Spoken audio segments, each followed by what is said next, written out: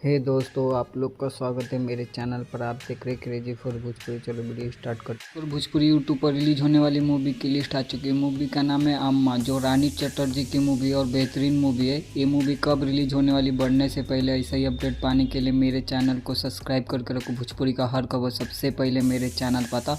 यश कुमार मिश्रा की एक new movie का ट्रेलर के बारे में बात करने वाला। मूवी का नाम है लालू जी की लव स्टोरी, जिसका फर्स्ट लुक पोस्टर आ रहा। पोस्टर देख के तो एकदम ज़बरदस्त लग रहा भाई। आधा टकला दिखाया। अब देखते हैं भाई मूवी कैसी होती है।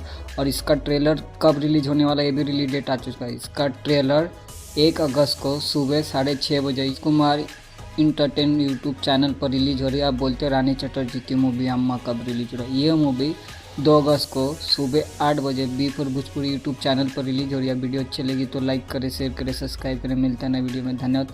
और कमेंट करके बोलिएगा यश कुमार मिश्रा का न्यू मूवी का ट्रेलर आप लोग को कैसा लगा, कमेंट में बताएं।